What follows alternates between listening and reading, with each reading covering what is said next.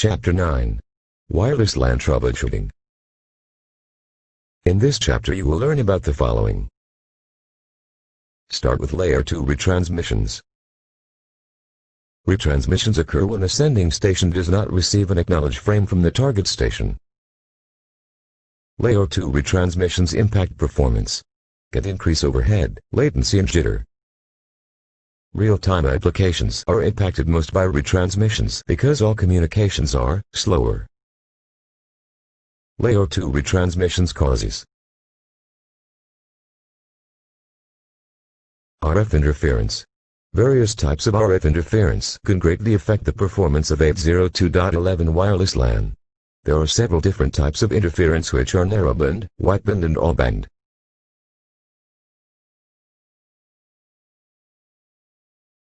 Multipath can cause data corruption.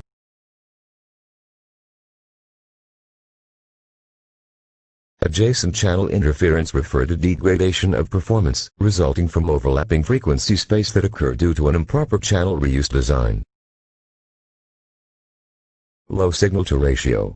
The signal-to-noise ratio is an important value because, if the background noise is too close to the received signal, or the received signal is too low, data can be corrupted and retransmissions will increase.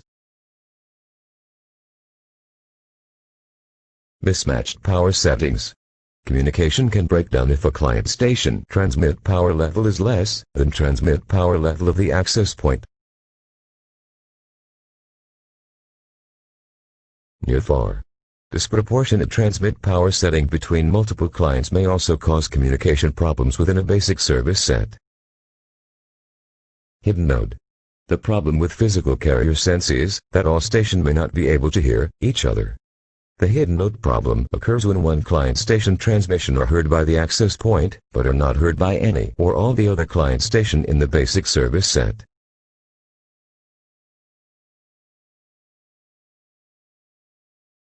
.11 coverage considerations. In the following section, many considerations that should be addressed to provide proper coverage, capacity and performance within 802.11 coverage zone.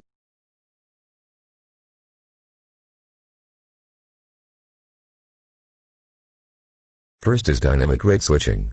As a client station radios move away from an access point, they will shift down to lower bandwidth capabilities by using a process known as dynamic rate switching.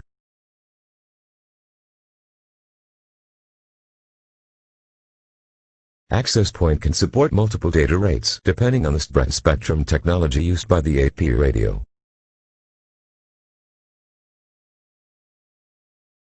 Roaming is the method by which the client stations move between RF coverage cell in a seamless manner.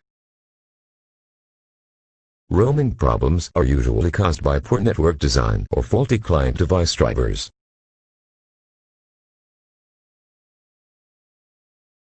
Next is Layer 3 roaming.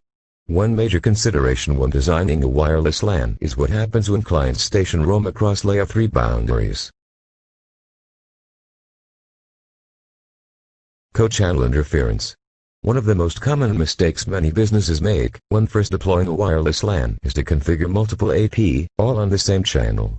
If all of the APs are on the same channel, unnecessary medium contention overhead occurs.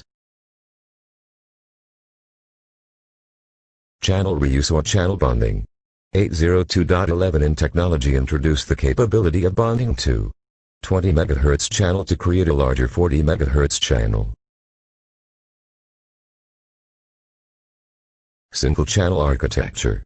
All of the access points are on the same channel. Capacity versus coverage. When a wireless network is designed, two concepts that typically compete with each other are capacity and coverage. Proper network design now entails providing necessary coverage while trying to limit the number of devices connected to any single AP at the same time. This is what is meant by capacity versus coverage. As you know, all the client stations that connect to a single access point share the throughput capabilities of that access point. Therefore, it is important to design the network to try to limit the number of stations that are simultaneously connected to a single access point.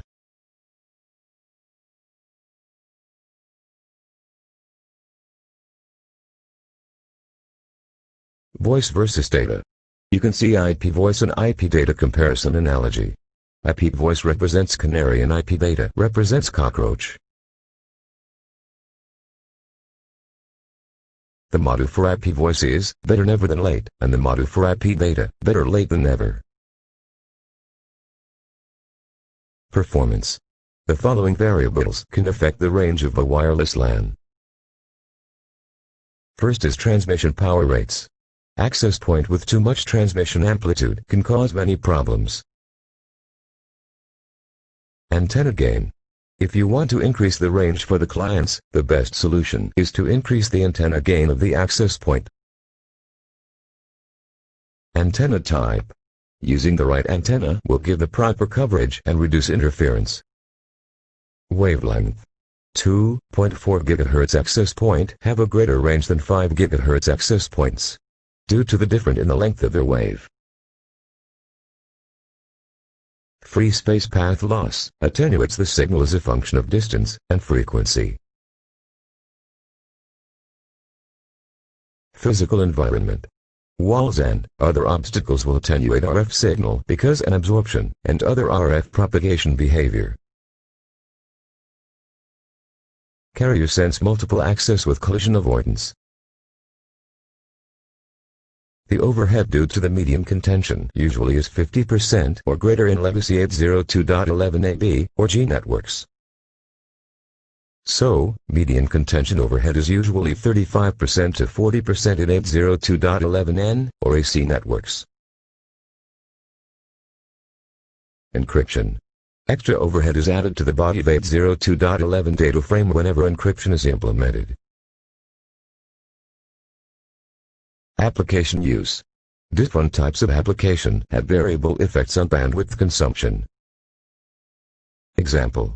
Voice, Wi-Fi and data collection scanning typically do not require a lot of bandwidth. Number of clients. Remember that the wireless LAN is a shared medium.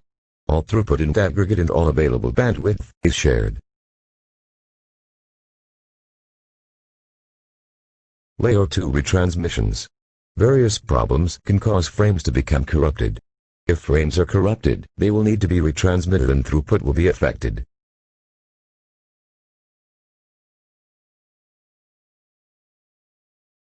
Weather.